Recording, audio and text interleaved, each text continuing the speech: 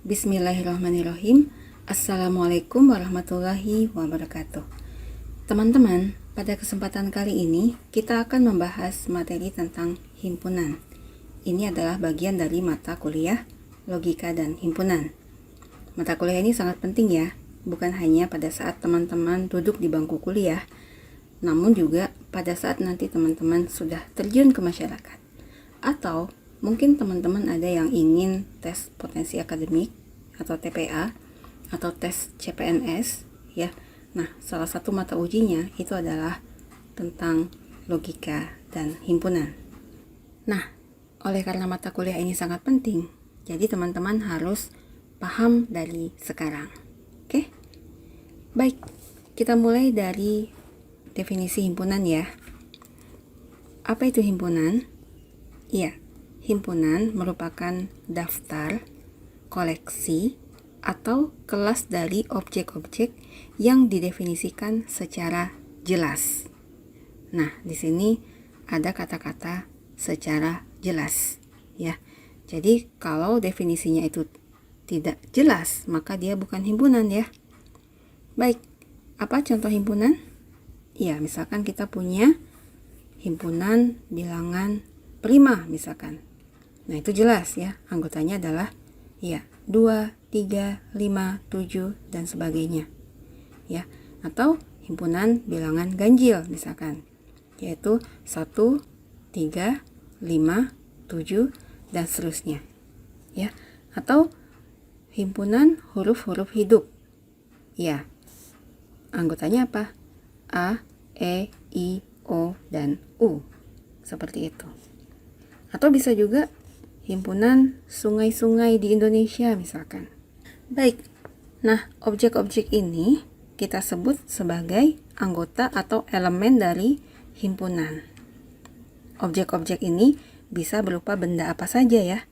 Bisa angka, huruf, orang, kota, sungai, danau, dan lain-lain. Oke? Nah teman-teman, berarti kan kita udah sepakat ya bahwa himpunan itu objeknya itu harus didefinisikan secara jelas. Berarti kalau tidak jelas dia bukan himpunan. Contohnya apa? Ya, misalkan kita bilang himpunan orang-orang cantik. Nah, itu bukan himpunan ya. Kenapa? Karena cantik itu relatif, tidak jelas seperti itu. Jadi cantik menurut saya belum tentu cantik bagi adik-adik ya. Jadi standarnya beda, istilahnya tidak jelas, seperti itu. Oke, kita lihat lagi lebih lanjut contoh-contoh himpunan. Nah, kita perhatikan ya, bahwa himpunan dalam contoh-contoh yang di sebelah kiri ini, itu didefinisikan. Maksudnya, ia diberikan dengan mendaftarkan setiap elemen himpunan. Nah, sementara itu, himpunan pada contoh-contoh yang di sebelah kanan itu didefinisikan dengan menyatakan sifat-sifatnya, yaitu aturan-aturan yang menetapkan apakah suatu objek tertentu itu merupakan anggota dari sebuah himpunan atau tidak. Baik, sekarang kita melihat notasi himpunan. Nah, teman-teman, biasanya himpunan itu akan selalu dinyatakan dengan huruf besar ya. Jadi himpunan itu biasanya diberi nama dengan huruf besar. Ya, misalkan himpunan A, B, X dan Y ya. Dia notasinya huruf besar. Sementara itu, anggota atau elemen dalam himpunan-himpunan itu dinyatakan dengan huruf kecil seperti itu. Oke? Nah teman-teman, jika suatu objek X adalah anggota atau elemen dari himpunan A, itu artinya A mengandung X sebagai salah satu dari anggota-anggotanya.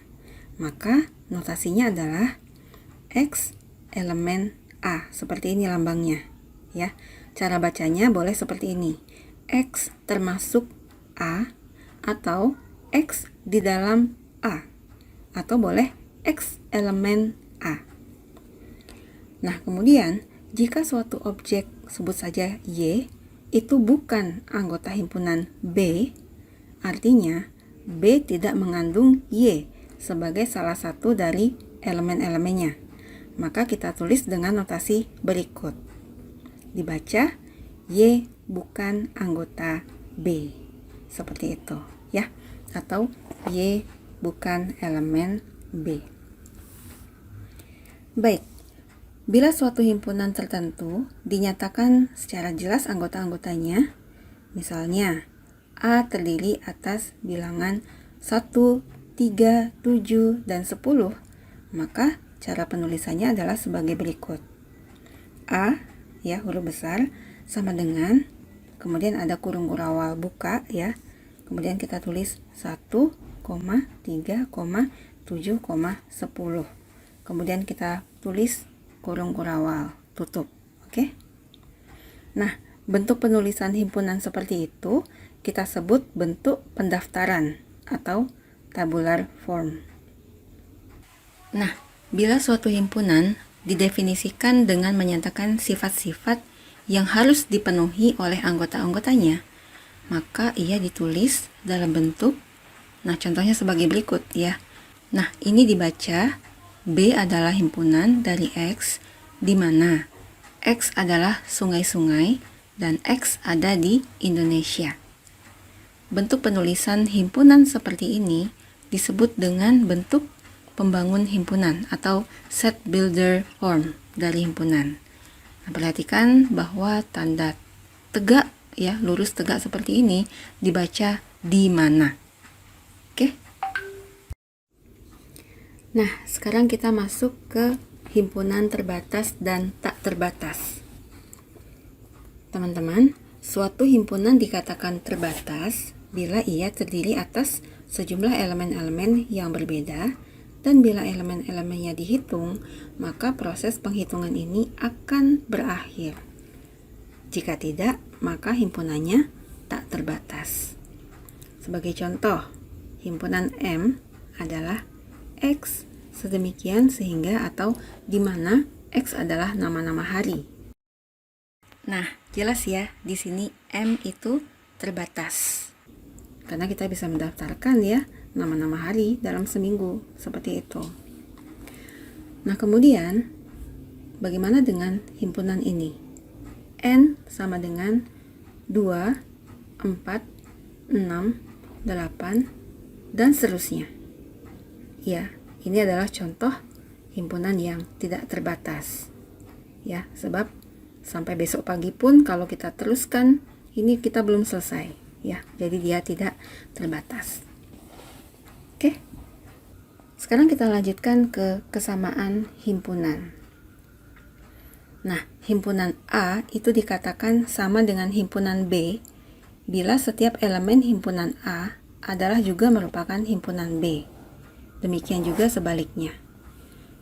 Sebagai contoh, himpunan A itu anggotanya 1, 2, 3, dan 4.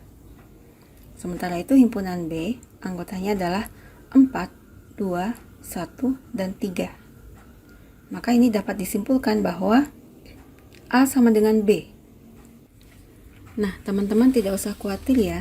Di sini memang himpunan A dan B itu kan urutannya tidak sama, ya.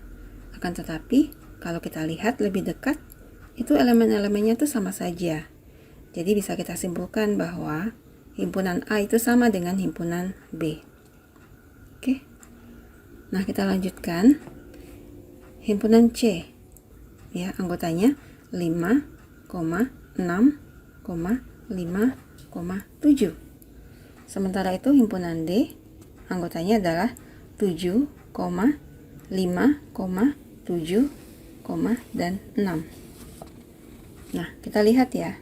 Sebenarnya himpunan C ini bisa kita tulis dengan 5, 6, dan 7 saja. Yang D juga gitu. Bisa kita tulis 5, 6, dan 7. Maka dapat kita simpulkan bahwa himpunan C sama dengan himpunan D. Oke. Nah, kemudian himpunan E itu adalah X, di mana X kuadrat min 3X sama dengan min 2. Sementara itu, himpunan F adalah 2 dan 1. Maka di sini ya, mungkin kita perlu mengutak-atik sebentar ya, himpunan E ini, manakah X yang memenuhi persamaan ini? Ya, kita akan cari ya, dengan menggunakan pemfaktoran. Kita dapatkan bahwa X-nya adalah 1 dan 2. Oleh karena itu, karena E itu tak lain sebenarnya adalah 1 dan 2, dan di sini F adalah 2 dan 1, maka bisa kita simpulkan bahwa himpunan E sama dengan himpunan F. Nah, sekarang kita lanjutkan dengan himpunan kosong. Apa itu himpunan kosong? Iya, suatu himpunan dikatakan kosong bila elemen-elemennya tidak ada atau tidak punya anggota. Himpunan ini juga disebut sebagai himpunan nol. Himpunan kosong dinotasikan dengan notasi berikut. Atau boleh juga kurung kurawal ya, sepasang kurung kurawal tanpa isi. Oke, contoh himpunan kosong adalah ya, misalkan A adalah X, di mana X adalah orang-orang yang berusia lebih dari 200 tahun saat ini. Ya, A adalah himpunan kosong karena menurut statistik saat ini tak ada orang yang berusia lebih dari 200 tahun. Kemudian himpunan B misalkan. B adalah X, di mana X kuadrat sama dengan 4 dan X adalah ganjil. Iya, di sini B adalah himpunan kosong ya, karena tidak ada X yang ganjil dan kuadratnya adalah 4. Oke, sehingga bisa kita sebut B ini dengan notasi himpunan kosong. Baik teman-teman, demikianlah pendahuluan kita tentang himpunan di video ini. Di video yang akan datang kita akan membahas tentang himpunan bagian. Terima kasih, semoga bermanfaat. Assalamualaikum warahmatullahi wabarakatuh.